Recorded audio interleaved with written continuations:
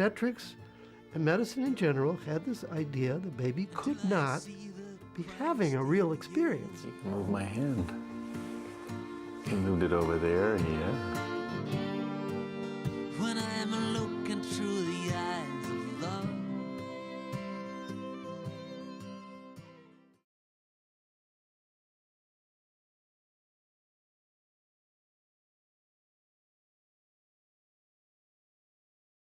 Very much appreciate my friend David Chamberlain. The mind of your of your newborn child, and in that writing he states very clearly that babies are sentient.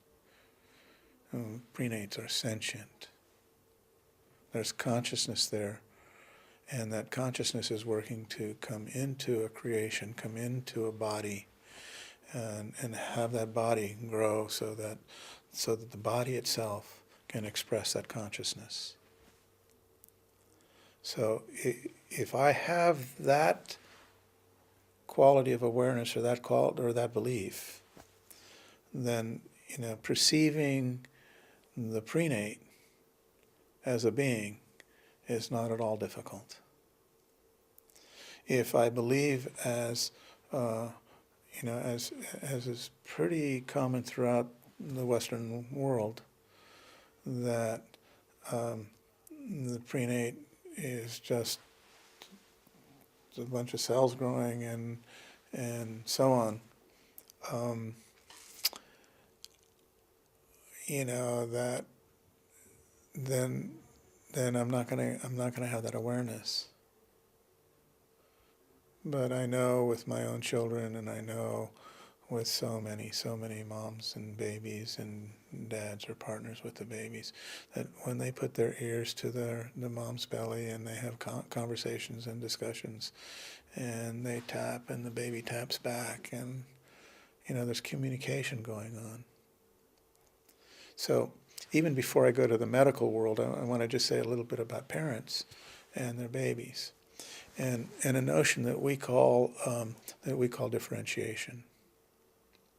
In our thinking, we have the idea that the baby's body in the womb is the baby's body, but the baby's outer body is the mother's body. So the baby in the womb is an undifferentiated being who is having the experience of him or herself and the experience of the mother at the same time. The mother's body is the baby's outer body. The baby is not separate from the mother. And so everything the mother is experiencing, her relationships, the support she has, the challenges she has, the stress she has, the beauties in her life that she has, that baby is having that experience, and it's recording.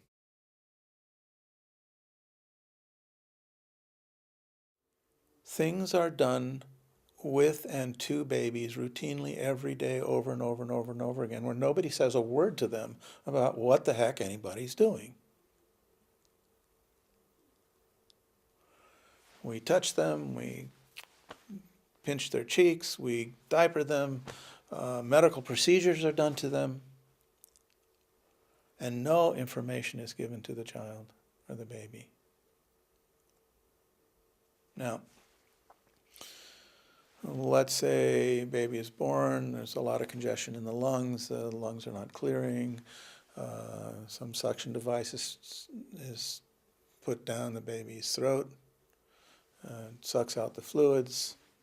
Now I'm going to see that family later on, and very often those same babies are having problems latching. They've got sequencing problems in how they attach, latch, and suck and breastfeed.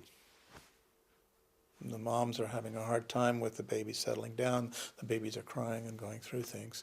And the reason why, and part of the reason why, I think, is that nobody's giving the baby information about what they're doing. Now, in our practice, when we're working with families, we see them after they've been through rather horrific experiences,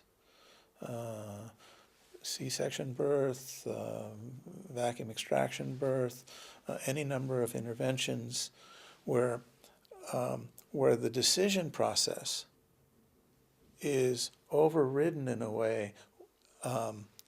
People have to sign releases and make statements and all of that kind of stuff, but there's a pressure on the family to be making decisions, rather a support for the family to make decision. Now, this is a really important process. So I've got two layers going here. What mom and dad have to do in relationship to them, to whatever the perceived medical needs are. And if I see, if I think somebody needs a C-section, or that's the best possible way for this baby to be born, I am there advocating for it. So I'm all for the appropriate use of medical technology, medical wisdom, really, really in support of that. And afterward, I get to, on a routine, on a weekly basis, sit with many, many families that mothers and babies are in postpartum depression because they've been through experiences and there's been nobody there with them in the first place to, one, tell them what the heck they're doing,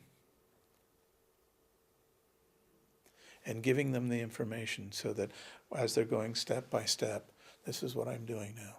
I'm doing this now. I expect my dentist to do that when he's working on my teeth.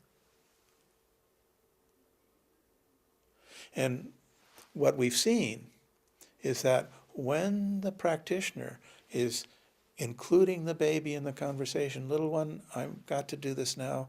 I'm sorry.